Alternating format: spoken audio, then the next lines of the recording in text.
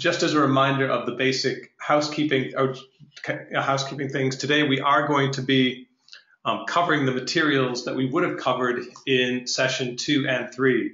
So again, I want to thank all of you for kind of bearing with us through our technical difficulties.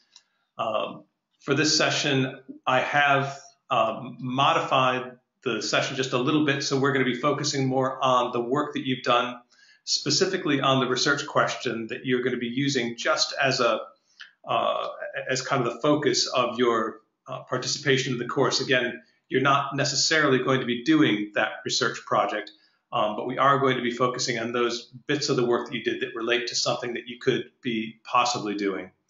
As I said, we expect to have everyone with us today. Lucy is the only one who we haven't seen online yet, so we'll continue to watch for her as we get started. Quick housekeeping reminders.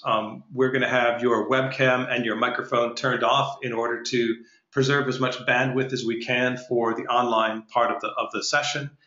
When you speak, we'll unmute your microphone, and we're going to ask you to do the same thing. So you will need to unmute your microphone before you're able to speak, and then we're going to ask that you turn your microphone off when you're done speaking. And again, that just helps avoid feedback through the line.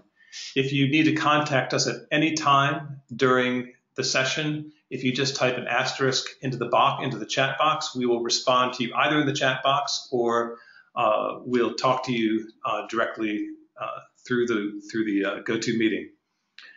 And again, as a reminder, we are going to be recording today's session, and the session will be available to view immediately afterward. We'll be sending you the link to the session tomorrow morning.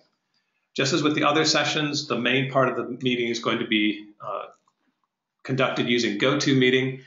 The offline parts where you're doing your paired discussions, we have contacted all of you and you've exchanged Skype information. We also have encouraged you to exchange telephone information. And the reason for that is that we've been, in the UK here, we've been experiencing some problems with Skype, not just ourselves, but other people in the school. And so just in anticipation of any glitches there might be with Skype, it's perfectly fine to actually use the old-fashioned telephone for that paired discussion this afternoon. When we go to do that discussion, if there's any confusion about how you're going to connect with the person who you're paired with, if you just use the chat box to quickly confirm how you're going to do that. So if you need to re-enter your Skype ID or your telephone number into the chat box, please use that device to communicate with whoever your partner is. So Sue has arrived, and Sue, I think, is with Helen. All right, so let's go through today's Skype pairings. When we come to those parts of the session where you are going to be discussing your responses to your learning logs with other people, today's pairings are going to be Sue and Helen and Mary, Carmen and Wendy, and Lucy and Dale.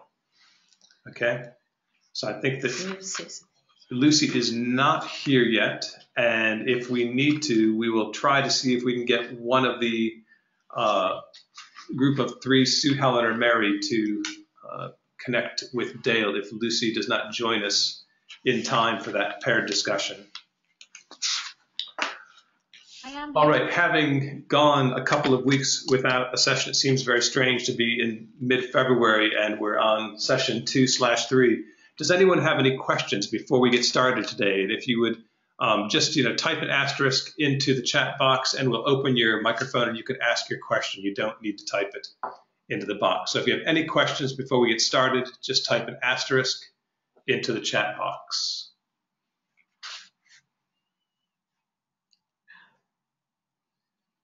Okay, and again, please remember that as we go through the session, at any time you can type an asterisk into that box and we will either open your microphone or respond to the chat box to see how we can help out. The session 2 question was, what do my students or teachers need me to do to make them more successful? This is a really important question because action research is always contextualized in your own practice. So the research question that you develop is a question that actually comes from something that you're trying to improve or a problem you're trying to solve in your own practice. And sometimes that may not be completely obvious. So this question, this prompt, what do my students or teachers need me to do to make them more successful, is a very good way to think about how you might focus your research question or a piece of action research. We're going to watch now just a short content video that will, with any luck, provide some insight into that question.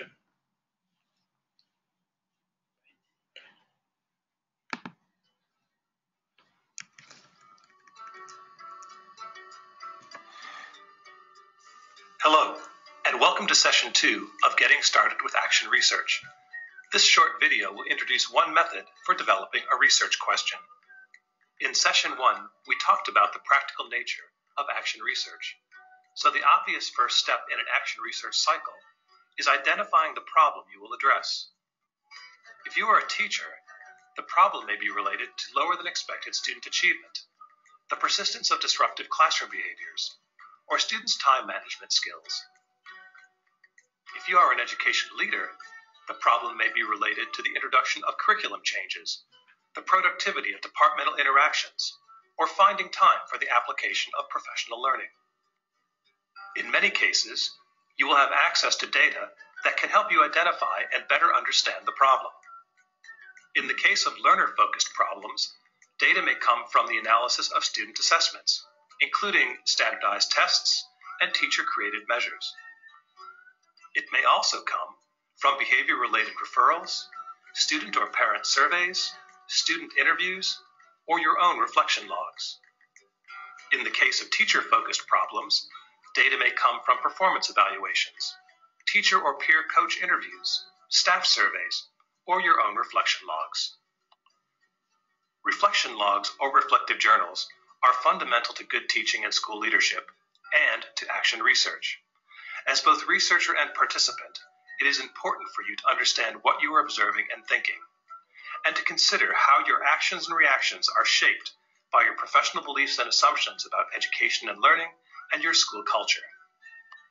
Routinely recording your experiences and how you understand them is what makes action research different from informal approaches to improving your practice.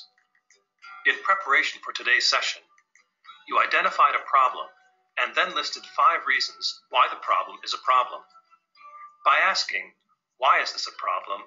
5 times, you have carefully considered the importance of the problem you drafted. You also suggested 5 reasons why the problem is occurring. Again, by asking, "Why is this occurring?" 5 times, you have begun to explore the conditions, barriers, behaviors, values, or attitudes your action may need to address, and that you may need to measure. Then, you brainstormed 5 actions you could take to address the problem and the reason it is occurring. By plotting these on an effort-effect continuum, you have considered the relative ease of implementation and the merits of each possible action.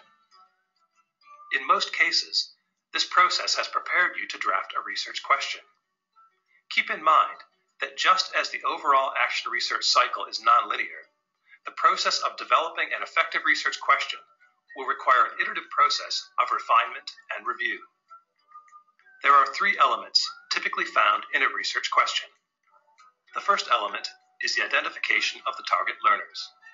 Whether these are students or teachers, the identification of the target learners should be specific and should be based on the data you used to identify the problem.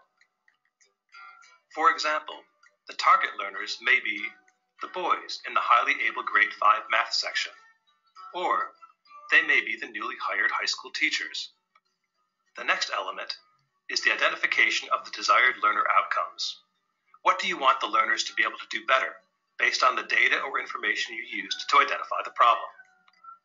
In the case of the boys in the highly able grade 5 math section, you may want to see them improve the extent to which they persist with challenging tasks, or their collaborative problem-solving skills. In the case of newly hired teachers, you may want to see them use formative data to better differentiate instruction based on both students' academic progress and on their social and emotional learning needs. The final element describes the action you will take to achieve the stated learning outcome with the identified target learners. In the draft research question, this is the element that is most likely to be reviewed and refined, perhaps several times. Confirming the action you will take is not an exact science, even if you have accurately identified the problem. This often involves identifying an established or experimental strategy based on the experience of others and published accounts of their experiences in the popular or peer-reviewed literature. As you learn more about your proposed action or alternative actions, your research question will evolve and improve. It is important to examine each draft or revision of your research question against 5 quality criteria. Number 1, is the research question important? By important, we mean, does it address something that students or staff members need you to do to help make them better learners or practitioners based on expected student learning outcomes or standards of professional practice? Number 2, is the research question and the proposed action manageable? Remember that in action research, you will be both the researcher and a participant in the research, meaning that you will be teaching students or managing staff members, as well as conducting the research. A manageable project considers the structure of the school day, the conditions of the learning environment, and the researcher's workload. Number 3, is the research question practice-based? The outcome of action research is practical knowledge, so the research question must address an authentic problem in the researcher's personal practice and offer potential understanding of how the same or similar problems could be addressed with future students or teachers. Number 4, is the research question focused? By focused, we mean, will the proposed action target the identified learning need or problem and produce a measurable outcome? Focus is closely linked to manageability. The degree to which the focus is limited is a function of the time or resources available. And finally, number 5, is the research question open-ended? A good research question cannot be answered with a yes or no response. Open-ended questions begin with words like how, rather than will or does. The prompts suggested for writing an effective research question are: how will, the action you will take, with, the target learners, improve the learner outcomes. In the next session, we'll talk about how to find and use information published in the popular and peer-reviewed literature to refine your research question and inform the design of your research plan. Thank you for your interest in action research.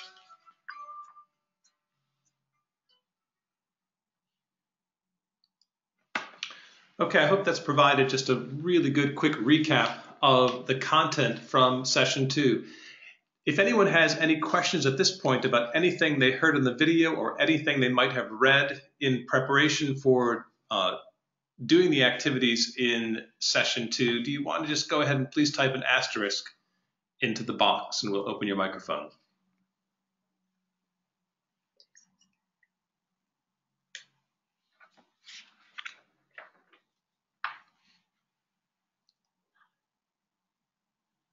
Okay, again, please remember that you can use that asterisk at any point to ask us questions as we go along. We're going to move right into our first paired discussion for today. And to participate in this paired discussion, I need you to have access to Learning Logs 2.1, 2.2, and 2.3. And in just a moment, we're going to ask you to either Skype or call your paired discussion partner for today. We're going to ask you to discuss the questions on the screen, which I will show you in just a moment. You're going to have 20 minutes for your paired discussion, so that means that if you are in a group of 2, that you should keep an eye on the time so that each person has approximately half the time. If you are in a group of 3, it's going to be a little bit tighter. And again, I'm going to ask you to please manage the time so that everyone has an opportunity to share what they've been working on or what they worked on in session 2. We are going to change the screen when there are 10 minutes remaining, and then again when there are 2 minutes remaining, just to help you pace yourselves a little bit. And at the end of the 20-minute session, what we're going to do is we're going to ask each person to share their current draft or their session 2 draft of their research question. Again, just to remind you, today's pairings are Sue and Helen and Mary in one group, Carmen and Wendy in another group, and Lucy and Dale. If you need to, again, communicate how to contact one another, please use the chat box to do that. In just a moment, we are going to start the time, but let's take a look at the questions first. So the three specific things that I would like you to talk about is the problem that you identified, the actions that you identified as possible ways to address the problem, and your research question. And in sharing your research question, which is really kind of the key thing for today, it's the thing we need to take away from session 2 in order to move into session 3, 4, 5, and through session 9. What I would like you to do in your pairings is, if you are the person who's listening to someone talking about that research question, I want you to think about how you might frame some questions to get the person to really tell you how they came to that question, and maybe reveal some of the other things that they thought about in coming to the question. Okay, so question 3, again, in this one is really the key one. It's the one that I would like you to really focus on in your discussions, because at the end of the 20 minutes, we're going to ask each person just to briefly share their research question with everyone. Again, if you have any questions, please type an asterisk into the box. If you want to go ahead and contact the people who you're going to be working with in this pair discussion, or if they're all in the same room, you can launch right into the discussion. We'll let you know when there are 10 minutes remaining and when there are 2 minutes remaining. Please go ahead and get started.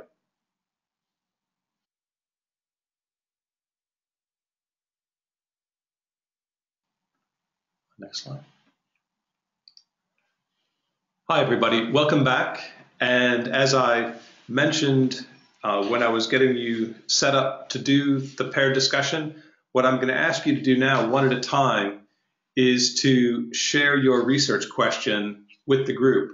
So we will open your microphone and ask you to do the same. And again, after you have shared your research question, if you will close your microphone, and we will go on to the next person. We are going to follow the order that you see on your screen. So we're going to begin with Wendy. Wendy, if you'd like to go ahead and turn on your microphone. Hi, Wendy. Go ahead, please. Hi there.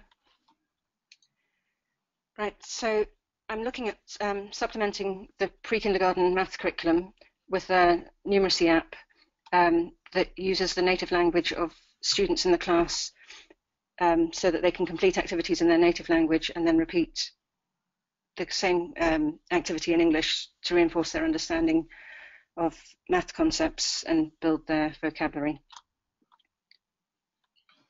Great, Wendy, thanks. And what I'm going to do after each one, and I know that it's really, really obvious, but I'm going to highlight the 3 parts of that research question: the who the targeted learner is, the what the research action is, and what the learning outcome is. So in Wendy's, Wendy is looking at pre-K math students, and her action involves using a numeracy app in the native language, repeating it in English, and the learning outcome here is the reinforcement of math concepts. And so, again, you can see how Wendy's question has all the components and is, probably meets all 5 of those criteria, but certainly it is very focused. Wendy, thank you for that. We're going to Sorry, can I just add the specific targets are my 2 beginner EAL students, but I'll introduce it to the whole classroom. And the outcomes are to develop the math skills of all the students, to build confidence in the students' native language, and then to develop their math vocabulary in English, just to clarify that. Great. Wendy, thank you very much. We're going to now open Carmen's microphone. So Carmen, when you're ready, if you'd like to open your microphone. Go ahead, Carmen. Okay, hello everyone. Hello. Hello. My question is, how will the end of lesson reward specific tasks and helping with not so able students, will the 8th grade boys in PE class, how will they improve their behavior and teaching effectiveness? Okay, so again, Carmen, just to help us all kind of see who your learner is, what your action is, and what the outcome is. Your targeted learners are 8th grade boys. Your intervention has to do with a modification to the way that you end your lesson. And one of the outcomes that you're looking for... sorry, go ahead. Sorry, not necessarily how I end the lesson, but in general, like if at the end of the lesson reward or specific tasks or them helping with not so able students will help them improve their behavior. Okay. Great. And again, your learning outcome is a behavior improvement. Yes. Great, Carmen. Thank you very much. Lucy, when you're ready, do you want to go ahead and please open your microphone? Go ahead, Lucy. Hi. My question is not well formulated because I've been sort of formulating it now because I got stuck on it. But basically, it's something along the lines of how can rich tasks or project-based tasks or inquiry-based learning be used to motivate and engage my maths studies lowest level classes where there's issues with engagement and motivation for some of the students.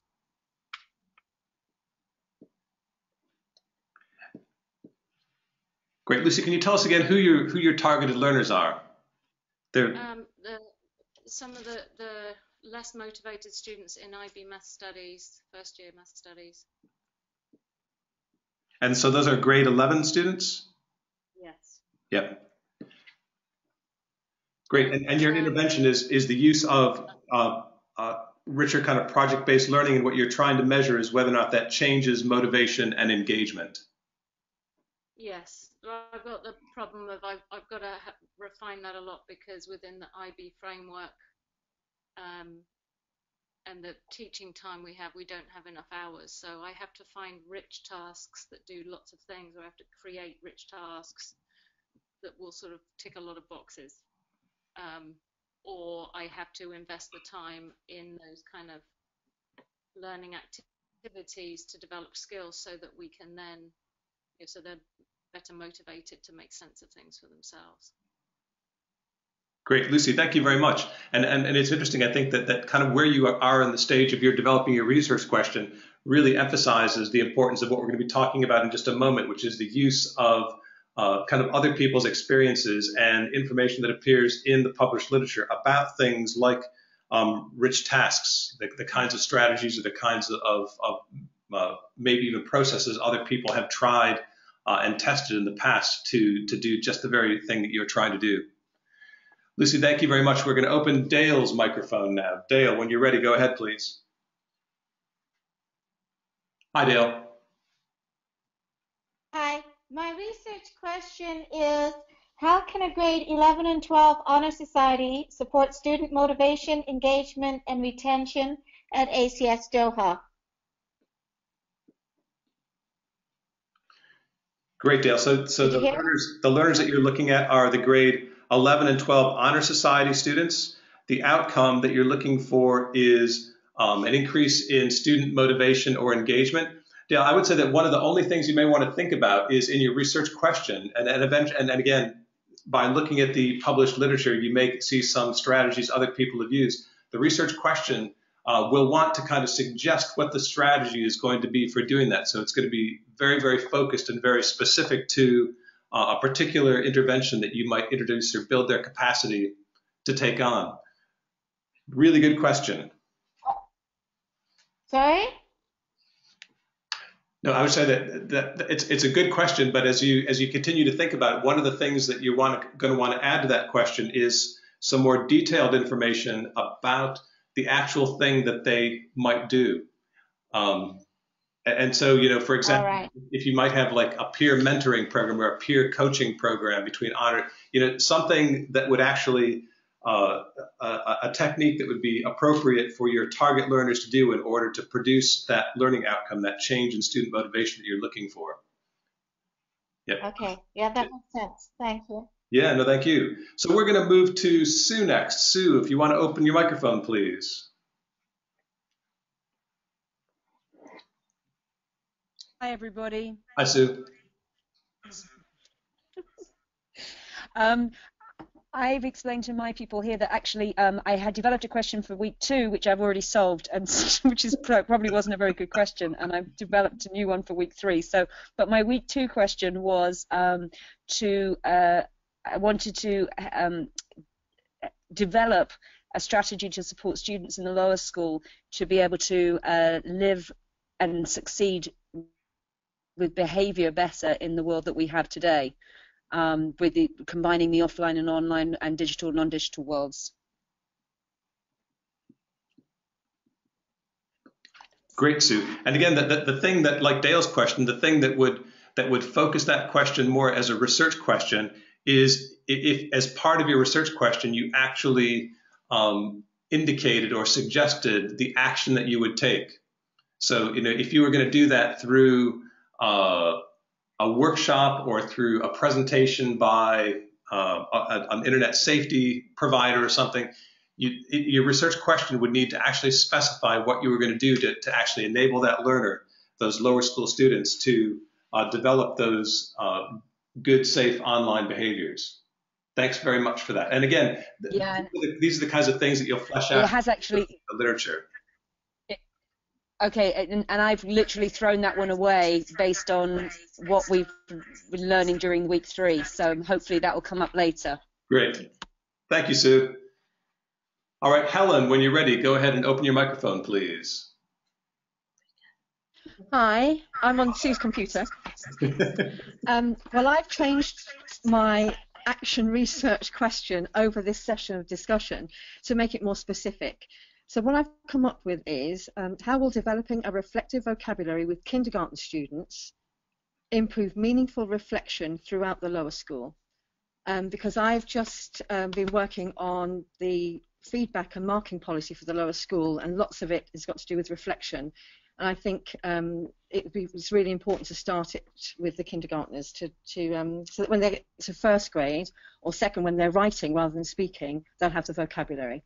Great. So again, Helen, just to repeat what you said, your targeted learners are kindergarten students. Your action is the introduction of reflective vocabulary, and the outcome you're looking for is improved student reflection. Great, thank you. And finally, we're going to go to Mary. Mary, do you want to open your microphone, please? Hi. Hi, Mary, go ahead. Hi, Ben. I've been looking at developing frameworks for learning across the 3 different sciences. So the way I've put the question is, how will a framework for equitable learning among early high school science students improve logical processing skills and design thinking? Great, Mary. Thank you. And again, your question has those important components: the learners as the early high school students, the action, the introduction of frameworks, and the outcome, improved process skills and design thinking. Guys, thank you very much for those. We are going to move on quickly because we do have the session 3 materials that we're also going to look at. But before we move on, does anyone have any comments or questions? Dale, go ahead, please. Open your microphone. Hi, Dale. Yeah, I do understand the need to be specific, but I'm thinking that the action would be establishing that honor society itself, because none exists. But but you're saying it needs to be more specific than that. No, that could absolutely be the intervention. Right. Okay. Okay. Thank you. Thanks.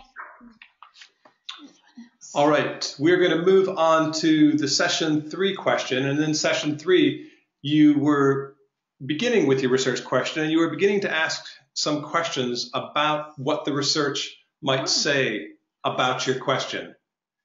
That's correct. And so again, we're going to just take a look at a short video that will recap the content from session 3, and then we're going to do another quick paired discussion.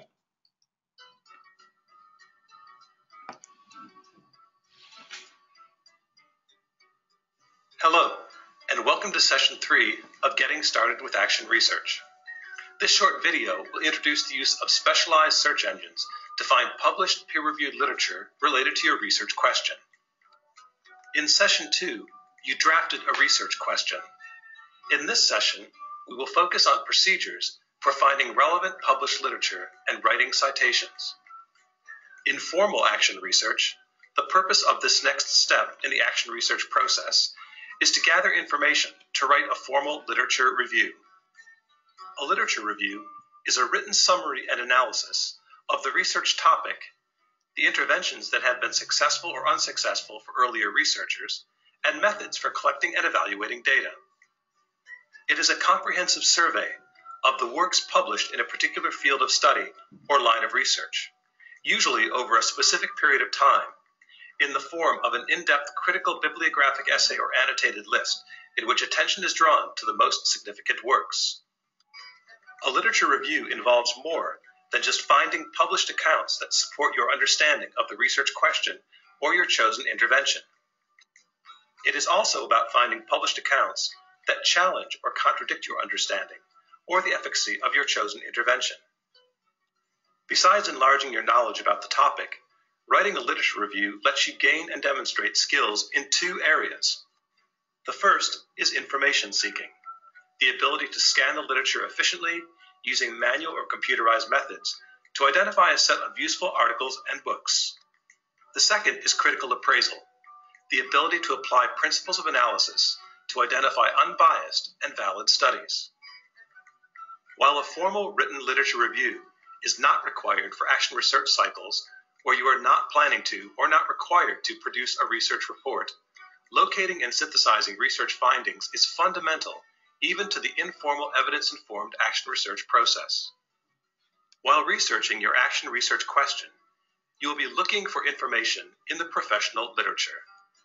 Professional literature refers to literature that deals with problems and issues pertaining to a certain professional field, in this case, education or teaching. Some of this literature may be self-published with little or no peer review. Blogs are examples of self-published writing that has not been peer-reviewed. Other works may appear in articles or books intended for general audiences, but published with little review by experts in the field. Some of these may be subject to content editors, but this is not the same as the formal peer review process. Some of the works will be peer-reviewed. Peer-reviewed means that the work has been scrutinized by experts in the field before it was published in a journal or book. While your review of the published literature may include both peer-reviewed and non-reviewed works, care must be given to representing the rigor of these different types of literature in your synthesis. In this course, you will not be required to write a literature review, but we will ask you to find published literature related to your research question, read it, and describe it in an annotated bibliography. Sometimes, the complexity of the technical aspects of the data analysis may be beyond the teacher-researcher's scope of experience or understanding. In these cases, teacher-researchers should forego the selection and review of highly technical works and focus on articles that provide accessible and practical information that can help inform their reflective practice. Alternatively, teacher-researchers may find collaborators or technical experts within or outside their school who can help with the interpretation of technically complex material that seems especially relevant. In preparation for today's session, you have had a go at using online search engines that have been designed for scholarly research and recording the resources you found in a citation. In the next session, we'll talk about how to use the literature you found to write an annotated bibliography. We'll also say a bit more about how to write a literature review. Thank you for your interest in action research. All right, we're going to go right on to our first task here. So if you pull out your Learning Log 3.2 or have access to your 3.2, one of the things I would like you to do before we get started is in the chat box, what I would like you to do is kind of think about in preparation for the session or before you did the session, had you ever used an online database or search engine to search academic literature? And if you have, if you will write the word yes into the chat box and tell us what that was if you can remember the name of it. But if it's no, if you could equally write no, so that we want to make sure that we see 7 responses to this question. So have you used an online database to search the academic literature, yes or no? And if it's yes, if you could tell us what you've used.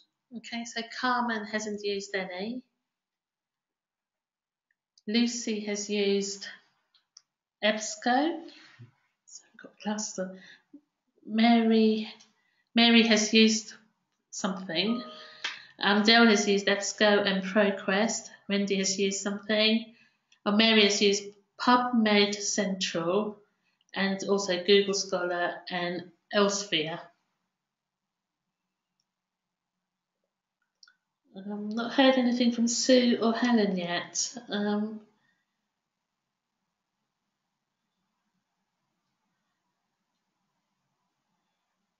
Oh, Helen says no.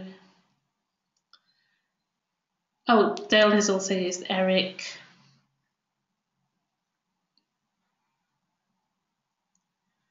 All right, guys, thank you very much for those responses. One of the reasons that I wanted you to do that is that a big part of this course is actually learning from one another. And thank you. Oh, there's Lucy. Lucy's used. Sorry, Elsevier and Mathematical Association. Yeah. So if you are not familiar with using some of these search engines, and if other people have used some that you may not have heard of, used EBSCO. And again, Sue's used EBSCO as well, could you please, as you go through, if you find that you're looking for different search engines to use or want just information about these other search engines, could you please contact the other people in the course to learn more about them? In the materials that we sent you, we had you watch an online demo for using ERIC, and with most of these search engines, especially the ones that you can access at no cost, they all have online tutorials that are really simple to follow and will get you started very, very quickly. We're going to move right on to our next paired discussion, so you're going to need your Learning Log 3.2 to do that, and let's take a look at the question. So I'm going to give you about 10 minutes to go back with your groups, and I want you to talk about the articles that you found, and specifically I want you to talk about how they informed your research question. If you have not gotten to this, based on your research question, could you talk about the kind of articles that you hope to look for and what you hope to learn from them? So again, if you have not completed this task, you can flip these questions around a bit. What are you looking for? What do you hope to learn from them? If you have done the task, what did you find and what did it tell you? Again, we're going to give you 10 minutes. We'll let you know when there are 2 minutes left. If you would go ahead and rejoin your small discussion groups. Hi, welcome back, everybody. What I would like to do to get us started with this kind of debrief from that discussion is I would like to have one person from each of those paired discussions just briefly share what you talked about with your group. It doesn't have to be super specific, but just kind of give us an idea of the kinds of things that you talked about. So I'm first going to ask either Sue or Helen or Mary to open your microphone and just really briefly tell us what you talked about in your group discussion. Hi, Ben and everybody, it's Sue. I'm talking on behalf of the group from Hillingdon. We actually got a little bit more into my new question, which is revolving around meaningful making and trying to develop this isn't the question, but trying to develop a way for students to understand failure and to resilience, build that resilience up, and looking at whether or not some sort of a STEAM program would help. And we kind of got a bit detracted by that because both Mary and Helen's interests were piqued by it. So I decided to look at there is a lot of research out there on this, but we actually looked at only the early childhood because I know that there is a great deal of success in this area within early childhood. And so by looking at the work of Lillian Katz and young engineering work in early childhood classrooms and even the Reggio Emilio stuff, I found 3 great articles on those, and they were talking about this perseverance, the strategies for encouraging that. Mary brought in her background and how actually even some of the framework, the equitable learning framework that she's developing would actually have some of this built into it. And actually even with Helen's one, with the reflection, that reflection is so important for this. So I'm afraid we sort of started with mine and went and wove all 3 of our ideas together, which has been an incredibly powerful discussion for us, sharing resources and other strategies that we might have to move forward. So we've had a very productive chat here, not necessarily moved each of our individual questions forward, but definitely gone deeper into thinking about how we can, one, support each other, but also how actually everything's very linked and how we're actually looking at very different questions, but we're actually aiming for the same outcomes. Sue, thank you very much. one of the things that your comments really highlight in the action research process is that action research is a methodology that you can take on as an individual researcher. But it is so important at all stages of the development of your question, and certainly after you begin designing the methods and the data collection pieces, that you share the ideas you have with other people and get their feedback, because your ideas will evolve and improve. I mean, it's just that's just what happens when you talk about these things to other interested professionals, and it sounds that really is kind of what happened in your discussion today. So Sue, thanks so much for that. Can I have either Carmen or Wendy please open your microphone, and again, just let us know what you guys talked about in your discussion. Yeah, we talked about how we actually found the articles, and one question I had was that you'd often get to a link that then you needed to pay for the actual article, and I want to find out what subscriptions the school already has that will allow us to access those articles. Also, how by using those key phrases you were able to find quite a lot of articles. That was interesting to see how you could really focus it down. And then I shared one of the articles that I was actually looking at the research methodology, and it was having different groups, so one actually using the app and one group actually not using the app at all. And Carmen brought up a good point that maybe I should look at pairing with another class who don't use the tablet technology, so that I don't get parental complaints that half my class aren't using the iPads. But it's all prompting good questions. Great, Wendy, thank you for that. And again, I want to just pick up on a couple of important points that you highlighted in your discussion. Everyone certainly in looking for articles has come across articles where you do have to pay for them, or you have to have a subscription to the provider that has the article in order to access them. When I first came to SIM about 3 years ago, I did a communication to all of our school libraries, and at that point, our libraries in each of our campuses had some subscription to a professional online database. So in order to find out which subscriptions your library may still have, of course, the best person to ask are your school librarians. And I know that you also know that the libraries, although they do work together, there are some divisional differences in terms of the kinds of things that they keep. And so it is worth asking across all the divisions, not just the division that you tend to work with. The issue of dealing with articles that you have to pay for, if you decided that you had a research question and that there was some article that you felt was going to be particularly relevant to what you were doing, again, it is dependent on cost. I know, having looked at them myself, that sometimes the cost is very minimal. Sometimes the cost seems really disproportionate to the information you would get by actually having the article. But do know that asking for funds to purchase articles to support your professional development is a professional development expense that can be, you can approach your head of school, your line manager, about getting those specific pieces of information that you need to do a piece of work. The final thing is that Wendy, in her study, came across some research projects that used methods other than action research. So certainly the idea of doing a paired study where you have some students who benefit from the intervention and some students who don't have the intervention.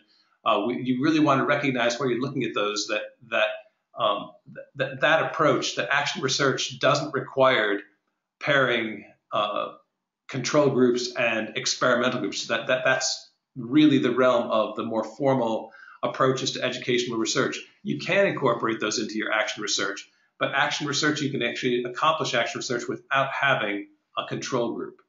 And we'll talk more about that when we talk about methods. Finally, can we hear from someone, either Lucy or Dale? And again, if one of you want to open your microphone and tell us what you were talking about. Okay, it's Dale here. We weren't quite ready to look at specific articles in regards to our research questions because we're still honing those research questions.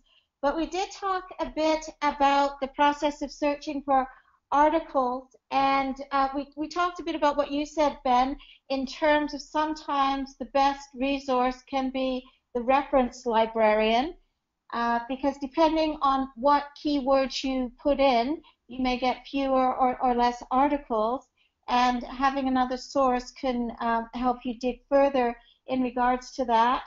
Also, in terms of the search engines, depending on the discipline, some are more useful than others. So I think a key is really getting to know what's contained in these search engines, so you know which ones to go to for your particular topic or your discipline. And then what else was there? I talked about the fact that I'm fortunate to be undertaking a degree and having a university library that I have full access to. So that's really helpful. And maybe just by taking a course through a university, you can get access to their library. Also, here in Qatar, anyone can join the Qatar National Library, and that gives you access to hundreds of databases, literally, and that's all completely free. You might have a similar library situation in the UK. I'm not aware of that. Dale, thank you very much. And again, just building on some of the points that Dale mentioned, Dale talked about really trying out different search engines, because different search engines do work differently, and they will kind of, you'll find that some of them are much easier for you just based on your own kind of personal preference in terms of how you use the search engine. The other thing that that's very important to remember is that the actual words that you use to guide your search, different search engines have different capacities for making sense of the word sequences that you put in, and you will get different information even if you use the same word sequences in your search engines in two different search engines. So it's always worth looking, using your same word sequences in more than one place and seeing what happens. Here in London, in the past, we have had access to the libraries at the Institute of Education through the membership that we have there. But the only kind of challenge is that you need to go there physically in order to do that. So if there was someone at one of our UK-based campuses who was interested in going to the IOE and using the library, if you just contact us and we can set up, making arrangements that you can go down and get access to that.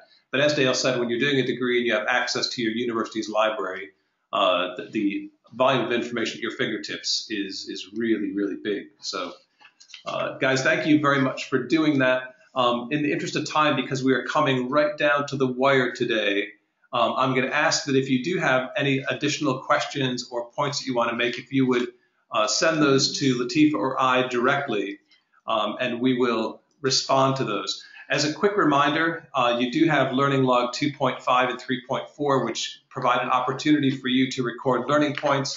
You may or may not be using these. I think actually as that we go into the other sessions, you may find that these are really useful ways to kind of keep track of what you're doing.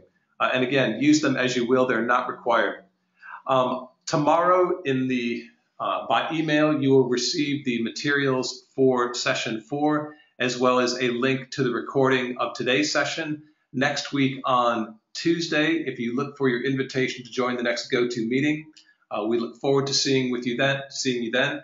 Again, thank you very much. We appreciate your bearing with us through our technical difficulties, and thank you for really kind of preparing for today's session. It was a lot of material to cover in a very, very short time. So thank you all. Again, we look forward to seeing you next week. Bye for now.